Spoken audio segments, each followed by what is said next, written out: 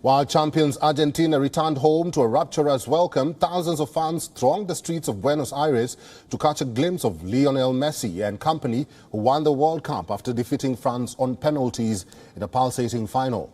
Cheers erupted from the crowd as Messi emerged from the plane and stepped onto a red carpet holding the trophy aloft, as you can see on your screen.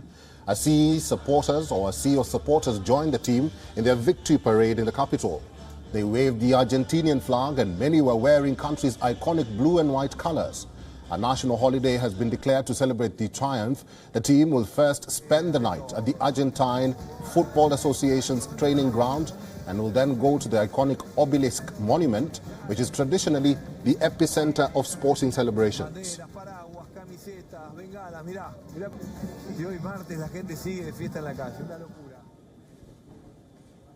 This is La Albiceleste's third World Cup title, and it came after 36 years. Captain Messi led their campaign in Qatar with 7 goals and 3 assists and was awarded the Golden Ball for being the best player in the tournament.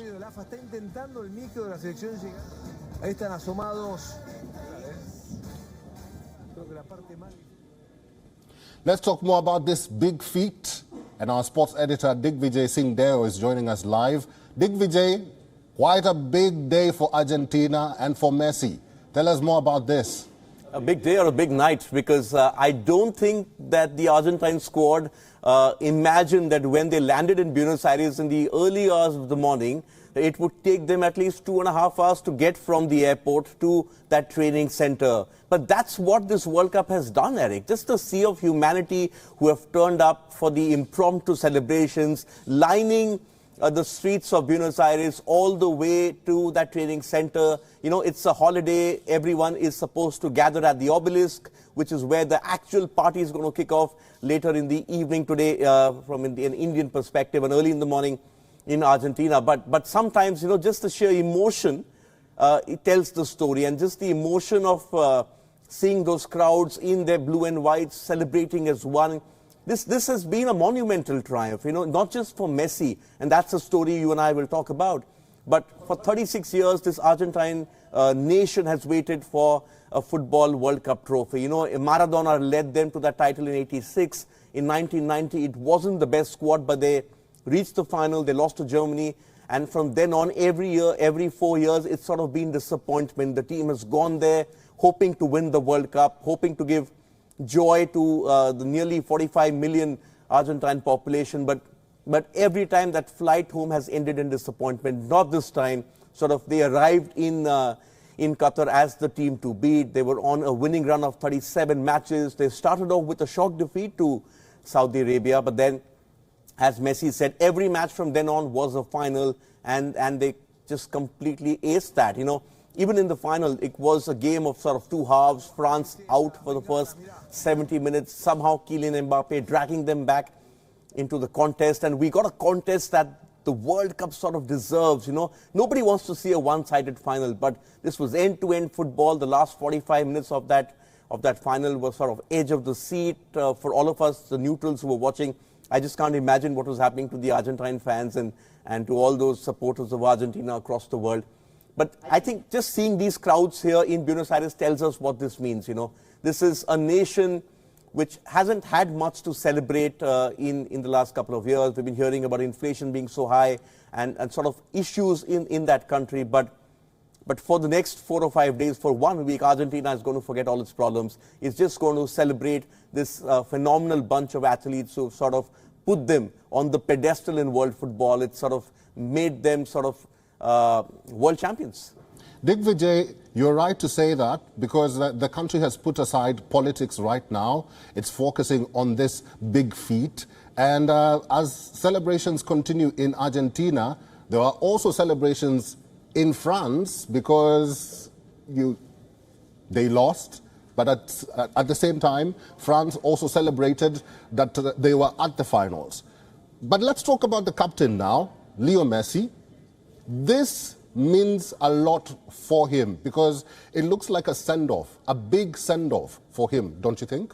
Yes, and while Messi may not sort of, you know, play the next World Cup, you're right, this is a golden farewell for him. It's sort of takes me back to the 2011 World Cup in India, where cricket legend Sachin Tendulkar, sort of his last World Cup, he ended up winning that trophy along with the rest of the Indian team, and that sort of, while he didn't play any other World Cup after that, that was his sort of defining moment. And this is Messi's defining moment because, you know, on an individual level, he has been one of two of the greatest players of this generation, along with Cristiano Ronaldo. But the triumph at the World Cup is what sort of elevates a player to greatness. You know, it sort of sees the player achieve sporting immortality. And Lionel Messi, in his 5th World Cup, single-handedly sort of dragged Argentina over the line. You know, he scored in every round. He scored in the first round, the group stages. He scored in the second round, the round of 16, scored in the quarters, scored in the semis, and also scored in the final. This is Messi's World Cup. There are very few players, Eric, if I actually just cast my mind back and think, you know, there are very few players who've dominated a World Cup, that a World Cup is known for them.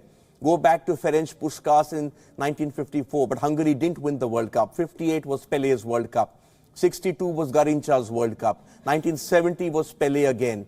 Then you had Johan Cruyff and the Dutch in 74. They didn't win the World Cup, but it was still their World Cup. Then you had to wait till 86 for Maradona and what he did for Argentina. And then 2002, Ronaldo, the Brazilian Ronaldo, and then after all these years, Messi. So this is, you know, the biggest stage in football, and Messi sort of now, by winning this World Cup, he's gone and established himself in that pantheon of greats, that's rarefied air in football, which is reserved earlier only for Pele and Maradona. It's now Pele, Messi and Maradona, and I put it in that order simply because of what Messi has also achieved in the domestic game, in the club game. Many would say that is he the greatest of all time? Well, a case can be now made that it's Pele or Messi. For me, I think Pele winning 3 World Cups sort of edges it just a slight bit. A lot of Messi fans will disagree. They'll say, see what he's won in club football. But you should never compare generations. When Pele played, the Champions League wasn't that big. You know, all those numbers which Messi has, they just sort of don't stack up. I think the fact that Pele won 3 World Cups, Messi has won 1 and played 1, that sort of slightly edges it. Digvijay, finally, let's talk about the Golden Boot winner. That's Kylian Mbappe. What does the future look like? I'm so curious to know, because there are very many fans who are supporting this young man, but they didn't win the World Cup. But at the end of the day, we still have to talk about him. Yes, he posted a defiant post on social media saying, "I will be back." And let's face it, Kylian Mbappe and Messi went into this final. Their teammates at Paris Saint-Germain.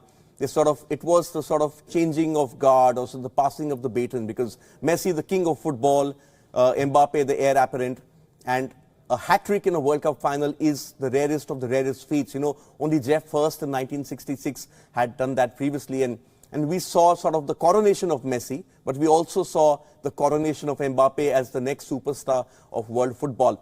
You know, he's what, 23? He's got at least 2 more World Cups in him. If there's no major injury, he's already scored 12 World Cup goals, the youngest to get there. Messi, in comparison, has just got 2 goals more, but he played 5 World Cups. Mbappe has played just 2. He's reached a final in 1. He won 1. So it's his era. The other player who could perhaps match him in this era is Erling Haaland, who plays for Manchester City. But Norway aren't that great a team in international football. They didn't even make it to this World Cup. So right now, Messi had Ronaldo as sort of the other great player from his generation who pushed him on. Mbappe will have somebody on in the club level. I don't see anyone in international football who's sort of going to challenge Mbappe's superiority over the next 4 years. WION Sports editor Digvijay Singh Deo. Thank you. WION is now available in your country. Download the app now and get all the news on the move.